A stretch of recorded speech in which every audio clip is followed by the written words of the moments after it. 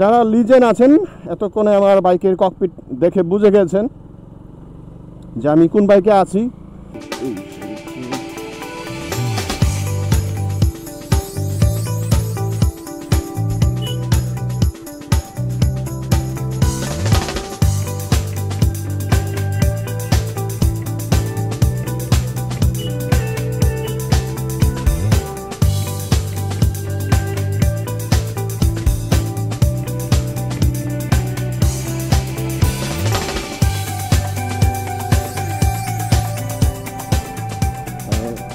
যারা আমার regular blog দেখেন তারা নিশ্চয়ই বুঝে গেছেন যে আমি আমার সেই পরিচিত ককপিটে আর নাই, বা নর্মালি আপনারা যারা আমার এই ভিডিওগুলোতে যে ককপিটটা দেখেন সেটা আপনারা দেখতে পাচ্ছেন না।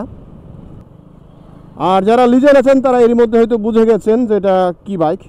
হিরো গ্ল্যামার 125 সিসির একটা বাইক, এবং আমি যাচ্ছি আমার একটা কাজে, অফিসিয়াল কাজে। আর যেহেতু আমার কাজের ক্ষেত্রটা হলো একটু গ্রামের দিকে, আর এই কারণেই গ্রামে জুৎসই বাই মফস্বল বা এই যে মাটির কাঁচা রাস্তা বা এরকম ছোট রাস্তার জুৎসই একটা বাইকটাই নিয়েছি। কারণ গ্রামের এরকম অর্ধ পাকা বা কাঁচা রাস্তার উপর দিয়ে অনবরত আমাদেরকে রাইড করতে হয়। আর এইসব জায়গায় যাওয়ার জন্যে মানে আমি যেটা রেগুলার চালাই, আমার পার্সোনাল যেটা সুজুকি জিক্সার, খুবই খারাপ একটা অভিজ্ঞতা হয়। মানে একজন মানুষ যেরকম শুটেড বুটেড হয়ে আসলে কাদা মাটির উপর দিয়ে হাঁটতে পারে না, তেমনি এরকম স্পোর্টস বাইক বা দামি বাইক নিয়ে আসলে এরকম ছোট রাস্তা, গ্রামের রাস্তা, মাটির রাস্তা, বিশেষ করে বর্ষাকালে কাদাযুক্ত রাস্তায় চলাটা মানে একটু বেমানান। মানে সব কিছুর একটা পরিবেশ আছে না?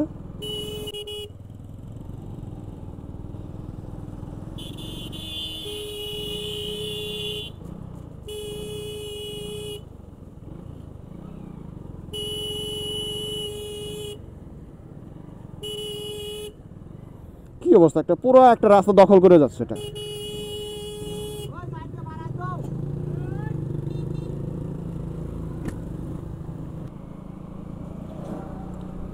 মানে যে যাবে তার অবস্থা খারাপ, আসলে ওটা কাউকে সাইড দিতেও পারবে না।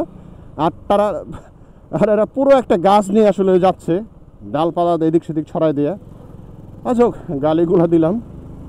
টপিকে ফিরে আসি। যে টপিকটার কথা বলছিলাম, যে গ্রামগঞ্জে অর্ধপাকা কাঁচা বা এরকম কাদাযুক্ত রাস্তায় আসলে শুটেড বুটেড হয়ে যেরকম হাঁটাচলা করা যায় না, তেমনি স্পোর্টস বাইক নিয়ে বা দামি দামি বাইক নিয়ে, দামি বলবো না, মানে স্পোর্টস ক্যাটাগরির ওই ধরনের কিছু বাইক নিয়ে আসলে এগুলোতে চলাচল করা যায় না। এগুলা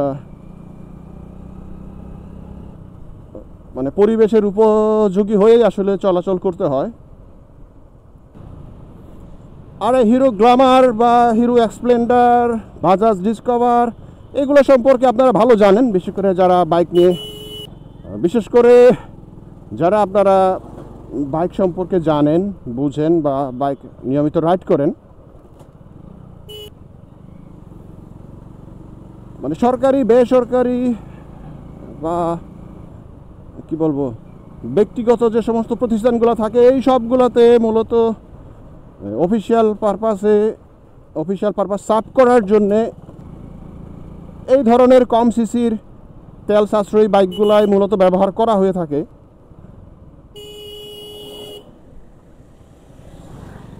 আর যেটা আগে বলেছি, এগুলো আসলে গ্রামের ভাঙাচোরা বা এই কাদাযুক্ত রাস্তাগুলোতে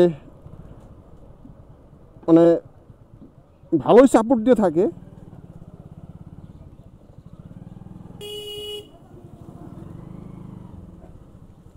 এই যে এইখানে দেখেন, এইখানে যদি হয়তো আপনার সেই জিক্সার বা R15 বা অন্যান্য স্পোর্টস ক্যাটাগরির যে সমস্ত বাইকগুলো আছে,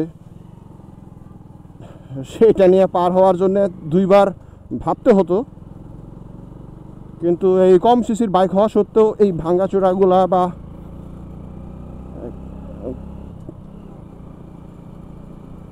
এরকম কাদাযুক্ত রাস্তা আমি কিন্তু সহজেই পার হয়ে এসেছি। ও আর এখন আমি যেখানে আছি সেটা হলো জামালপুর জেলার ইসলামপুর উপজেলার মোটামুটি প্রায় শেষ মাথায়। এখান থেকে আরও হয়তো হাফ কিলো হবে না গেলে পরে যমুনা নদী।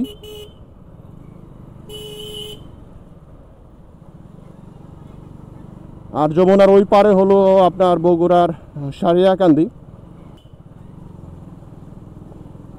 আর যেহেতু এটা যমুনার পারে অবস্থিত একটা এলাকা, প্রত্যেক বছরই প্রায় ছোট বড় বন্যা এখানে হয়। আর তাই প্রায় প্রত্যেক বছরই ছোট বড় বন্যার দ্বারা এখানকার মানুষ আক্রান্ত হয়, এখানকার রাস্তাঘাটগুলো ডুবে যায়। আর রাস্তা আজকে ভালো থাকলে তো দুদিন পরে খারাপ, এই অবস্থা। আর এই কারণে মূলত এরকম বড় বড় বাইক রাইড করা।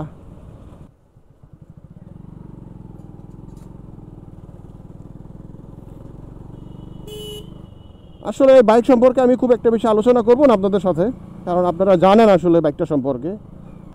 মানে যেটা বলার বিষয় যে যদি আপনারা প্রতিদিন ইউজের জন্যে তেল সাশ্রয়ী বাইক ব্যবহার করতে চান, বিশেষ করে যারা বয়স্ক মধ্যবয়স্ক যারা আছেন, আপনাদের বয়স উপযোগী যদি বাইক কোনো খুঁজেন, আপনারা হিরো গ্ল্যামারটাকেও আপনাদের পছন্দের তালিকায় রাখতে পারেন।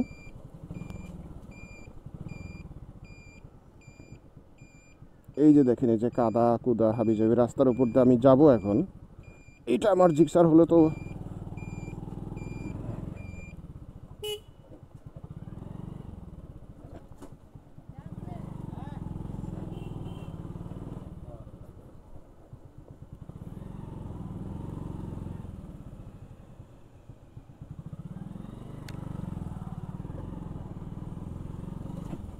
আমার সামনে যে বাইকটা আছে এটা হলো টিভিএস মেট্রো 100cc।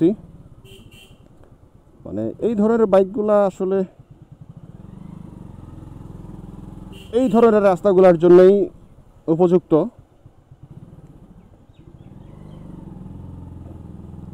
তার মানে এই নয় যে এই বাইকগুলো সিটিতে চলতে পারবে না বা হাইওয়েতে চলতে পারবে না।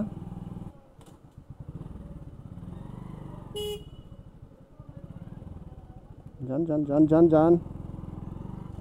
আসলে আমি আমার গন্তব্যে এসে গেছি, একটা স্কুলে আসছি মূলত। এইখানে একটা প্রোগ্রাম আছে স্কুলে।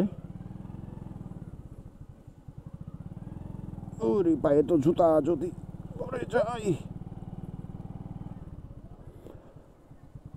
সো আজকে এই পর্যন্তই, কথা হবে পরবর্তী কোনো পথের পেছালিতে। সে পর্যন্ত ভালো থাকবেন, সুস্থ থাকবেন। টাটা।